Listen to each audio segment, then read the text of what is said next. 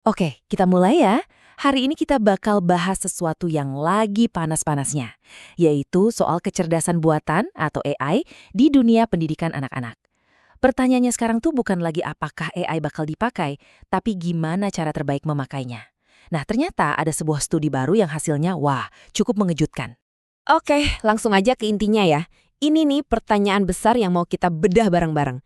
Apa benar alat secanggih AI yang bisa menggambar itu beneran bisa bikin anak lebih pintar? Atau jangan-jangan ada efek sampingnya yang tidak kita sadari? Sebelum kita kupas lebih dalam, ada dua konsep kunci nih yang harus kita pegang. Yang pertama itu pemikiran komputasional. Gampangnya gini deh, ini tuh kemampuan buat mecahin masalah besar jadi potongan-potongan kecil yang logis. Bayangin aja Anda lagi ngasih perintah ke robot kan? Harus jelas banget, runut, dan efisien. Nah, itulah intinya. Terus yang kedua, ada yang namanya literasi AI. Di zaman sekarang, ini tuh udah sepenting bisa baca tulis loh. Maksudnya bukan cuma soal cara pakai AI, tapi juga ngerti cara kerjanya gimana, kapan kita bisa percaya sama hasilnya, dan gimana cara menilainya secara kritis. Nah, dua kemampuan inilah yang mau coba diajarkan di studi yang bakal kita bahas. Oke, sekarang kita masuk ke arena pertarungannya. Ada sebuah studi keren di Taiwan yang ngajak 56 siswa kelas 6. Mereka dibagi jadi dua kelompok buat ngetes metode mana sih yang paling jago buat ngajarin skill-skill masa depan ini. Nah, disinilah teorinya jadi seru. Semua siswa ini diajak main Robot City, sebuah game papan di mana mereka harus benar-benar menerapkan pemikiran komputasional. Jadi mereka nggak cuma dengerin teori, tapi beneran aktif bikin kartu perintah. Misalnya maju, belok kiri. Terus mereka lihat ide mereka jadi nyata pas kartu itu di-scan sama ponsel dan robot benerannya bergerak.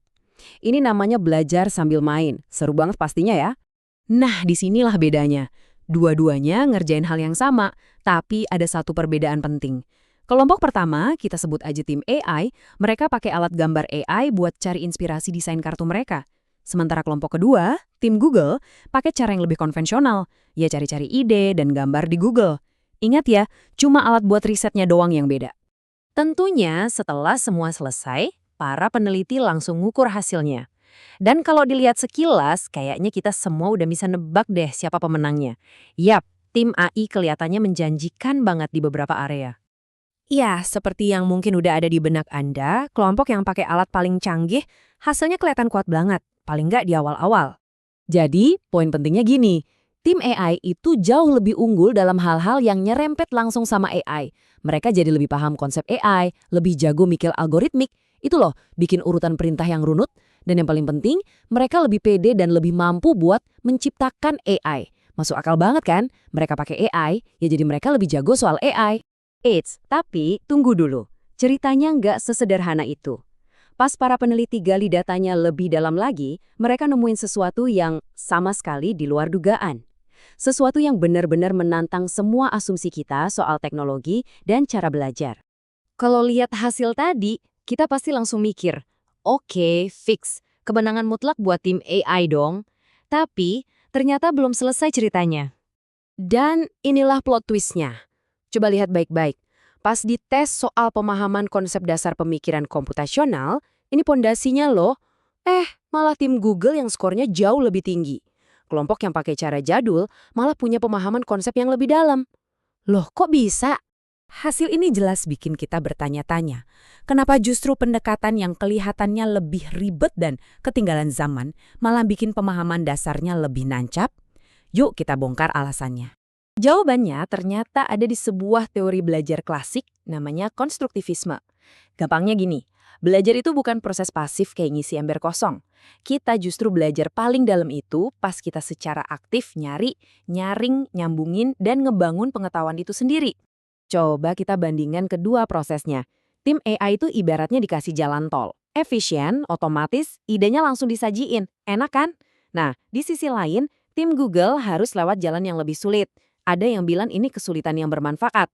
Mereka harus nyari, bandingin banyak gambar, nyari informasi, terus ngerangkai idenya dari nol. Ternyata, perjuangan inilah yang justru memaksa mereka membangun pondasi pemahaman yang lebih kokoh.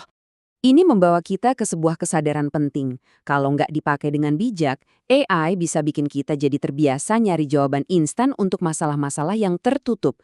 Kita jadi nggak sengaja melewatkan proses eksplorasi yang mungkin agak berantakan, tapi justru sangat penting buat melatih pikiran kritis dan pemahaman yang mendalam.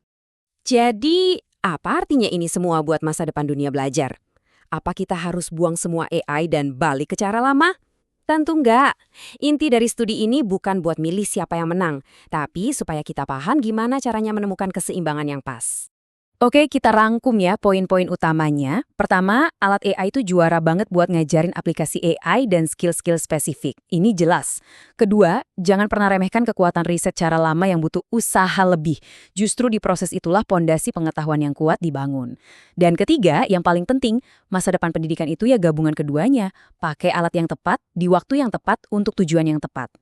Nah, pembahasan ini meninggalkan kita dengan satu pertanyaan besar buat direnungkan. Sambil kita terus mengembangkan AI yang makin canggih buat pendidikan, tantangan kita sebenarnya bukan cuma bikin AI yang bisa ngasih jawaban lebih cepat, tapi gimana caranya kita merancang AI yang justru bisa memancing pertanyaan yang lebih baik, mendorong eksplorasi, dan pada akhirnya membantu kita semua membangun pemikiran yang lebih dalam. Terima kasih sudah menyimak.